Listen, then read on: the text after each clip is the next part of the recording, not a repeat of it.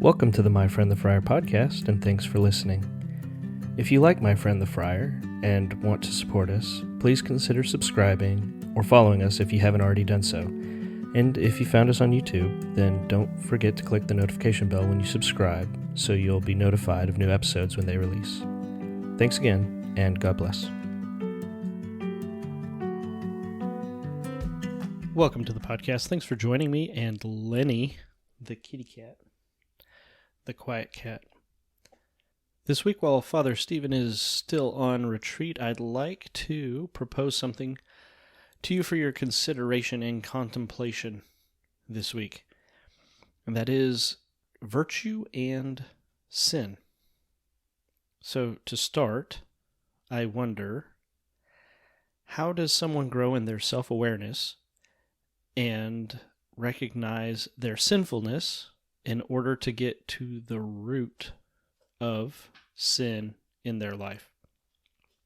We've talked about the evolution of the concept of sin throughout history before, but for a quick recap, the break in our relationship with God is called sin, and the consequence of that break is being in a fallen state, which affects the way we perceive ourselves, others, creation, and even God himself. So generally speaking, another way of thinking about sin is an abuse of a good. So, for example, there would be times where I choose wrongly in how I respond to God or to my desire to attain a good or to use a good. And this is the concept of missing the mark, so to speak, right? It's not so much the broken relationship with God, but the other aspect of it, which is the defect in my response to God. So I know I make a lot of presumptions when I talk or think about sins. Father Stephen likes to think, or likes to tell me that I think of these things very particularly along religious lines, but hey, the Catechism says that religion is a virtue, so I'm going to roll with it today. So speaking of virtue, it's one of our considerations. This episode is, how do we define it? And I've been trying to form my own working definition of virtue, and hopefully I'm not too far off when Father Stephen listens to this and comes back. He can correct me for my potential lack of understanding. But for a very rudimentary definition, I'm going to go with virtue is goodness or excellence. So not in the case that it is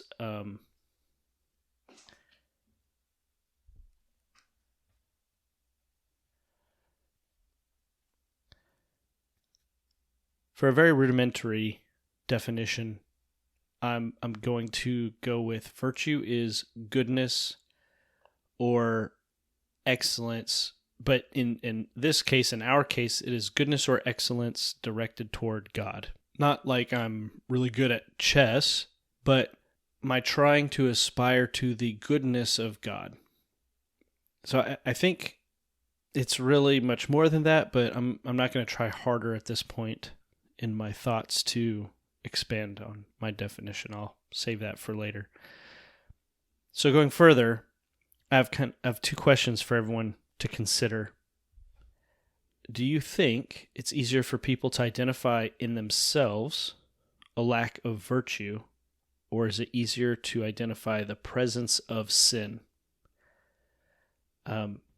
That's one question. So the lack of virtue or presence of sin, which is easier to identify in yourself? Second question, is a lack of virtue sinful, or does a lack of virtue point to something that is sinful? So I've also thought about how does someone navigate this thought? How do I navigate this thought when you think of yourself in isolation? And how do you go about it when you think of yourself in relation to other people? So like virtue by yourself, virtue in community. And I would propose that you can't be virtuous or good or lacking sin by yourself, because it always has to be thought of in relation to God. So therefore, social virtue, or virtue in a social setting, is an extension of God's goodness or excellence through you to your community, to the people around you. Okay, so back to my last two questions. Is a lack of virtue sinful, or does a lack of virtue point to something that is sinful? And I think a lack of virtue is not sinful, but points potentially towards something that is. Like a way in which we are imperfectly responding to our desire to live as God's child. So the whole missing the mark in our relationship with God. That's what I think a lack of virtue points to. So not that we're doing something bad, it's just we're not perfect. So, and I feel pretty confident in that response too, because even the most virtuous person falls short of God's perfection and goodness. Thus, they have room to grow more in their virtue. So to the question of, do I think it is easier for people to identify in themselves a lack of virtue or the presence of sin? As I have been thinking about this, I think it's an interesting question, but I'm not sure it matters so much. But I do think it's interesting. What I think it does, though, is it calls into question one's self-awareness. And I think this sort of self-awareness begins when you encounter someone who shows virtue or goodness, which directly contrasts your sin. I think that's the trigger in that growth. So, fidelity in the face of your infidelity, charity in the face of your greed, patience in the face of your impatience, love in the face of hate. So I think that also is exactly what happens when you encounter Jesus, right? And in response to that encounter with Jesus, because God is the first mover, you respond. You have some kind of response to that shock of the goodness in contrast to your lack of goodness. But when you encounter Jesus and you come into that moment where you're shocked at the difference, I think that's when you begin or continue your personal conversion.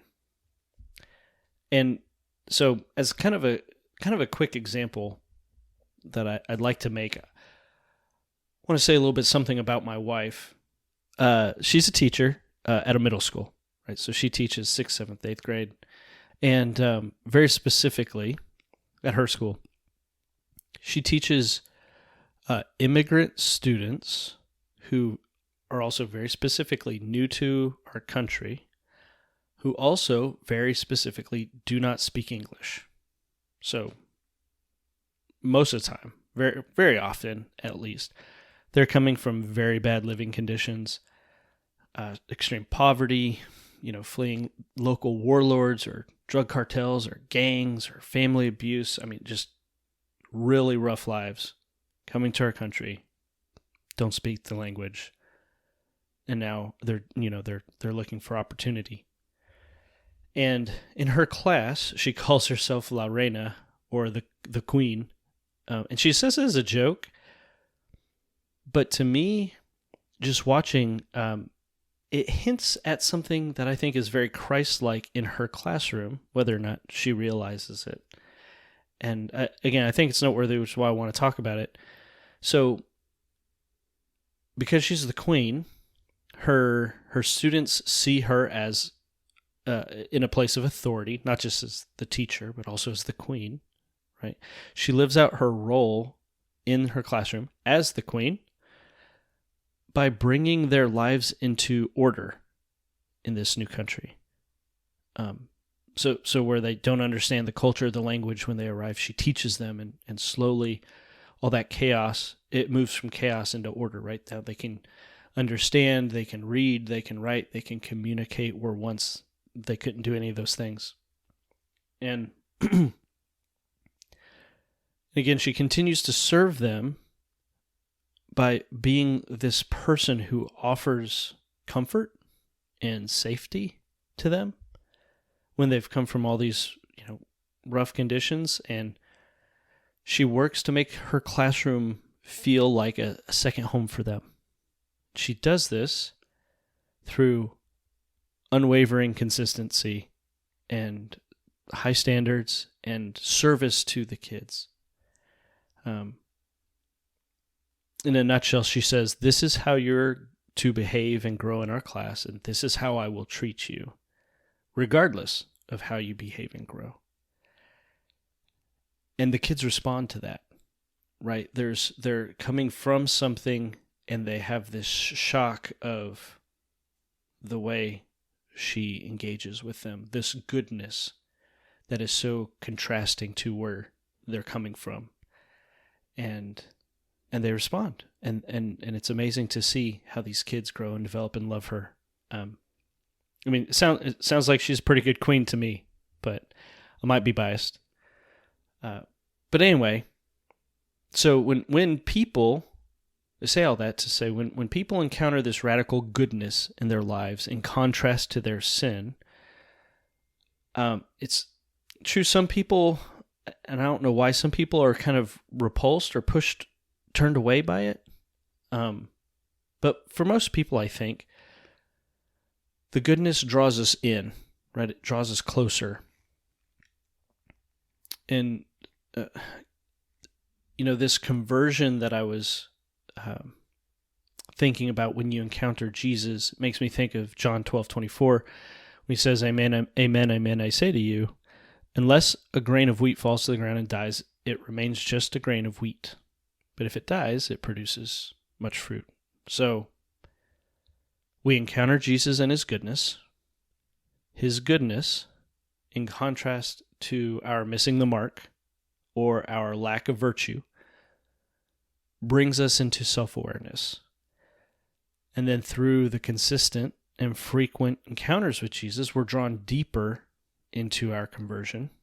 And then through cooperating with God's grace, we begin to become ordered inwardly, and we become more virtuous and more self-aware, and it continues. It grows. But it can't just end with each of us as individuals. And that makes me think of Mark chapter 7. I think it's in Luke, the Gospel of Luke as well, but the whole, why do you notice the splinter in your brother's eye but don't perceive the wooden beam in your own eye? Right? He says, how can you say to your brother, let me remove that splinter from your eye while the wooden beam is in yours? He calls you a hypocrite, right? Remove the wooden beam from your eye first. Then you will see clearly to remove the splinter from your brother's eye. And so then how do we get the beam out of our own eye before we can help someone else, right? Our friends, our family, our loved ones, our community. I think the sacraments, those encounter with Jesus, so living a sacramental life, and, maybe particularly confession is kind of the driving factor here, at least for me. I've been going to confession way more regularly lately, and I've realized that I many times am confessing the same sins over and over. So in this effort to live a more sacramental life and in my more frequent and regular encounters with Jesus, I feel like for me, God is helping me to grow in my self-awareness, right? Again, because the more I go and the more times I engage with him and I interact with him, I'm just shocked because I just keep encountering his radical goodness and the absolute direct contrast to my sinfulness or my lack of virtue. So let's say that in your encounters with Jesus, you become self-aware about something that needs to change in you, some personal conversion that needs to take place. You can't just continue the behavior and use confession as a get-out-of-jail-free card. Right? You can't abuse his grace. And you may have to balance that against things that are really, really difficult for you to control, like addictions, lifelong behaviors. Like that stuff is real. It's a challenge for a lot of us. But how do we get to that root of sin in our lives? How do we strive for greater virtue? And I think that's why it's important for us as Christians to have daily prayer, daily personal prayer time. Because as our interior selves become more ordered by our encounters with Jesus, I believe that's when we will naturally begin to transform the people and the world around us. Because we're not called to just self-perfection. We're commanded to love one another, right? To transform the world. And as we become ordered ourselves, we become more Christ-like. And so Christ is truly the one who's ordering and transforming the world around us, not you or me. I do want to end on this thought, which I believe is related to everything. It seems there's a lot of people around the world right now that are upset with the church or people in the church. It seems everyone is disappointed or angry or whatever because of their bishop or the pope or their local priest or the nuns. Like somebody did do or somebody didn't do. Everybody seems upset. But I want to encourage people to take today's episode into consideration and think both bigger and smaller. And so I want to ask you, where do you think that our Pope and the bishops and the priests and the nuns come from? They come from our families. So if we neglect our personal responsibility of prayer and personal conversion, how can we expect the church to be any different from the rest of the world? You know, it's easy to voice our opinions about things, and there are a lot of people and podcasts and YouTube channels out there where there's just so much complaining and anger, and it's easy to, and it feels good to join in and point out the speck in our brother's eyes. But I encourage everyone to look inward first. Work on the beam in your own eye. And don't find time, make time to pray and contemplate and work out your personal conversion. Because as you continue to encounter Jesus, you can't help but be convicted. And as you become more Christ-like, the world around you will be transformed too. Thanks for joining me today. It means so much to Father Stephen and myself to be able to bring these conversations and thoughts to people around the world. Before I let y'all go, I'm going to ask you, please do us a favor. Share this podcast with others. And if you find us or watch us on YouTube, subscribe, leave a comment, like the episode, all that kind of stuff.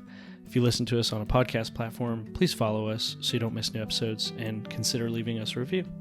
All those things absolutely help grow what we're doing here. Thanks again, and see you next time. God bless.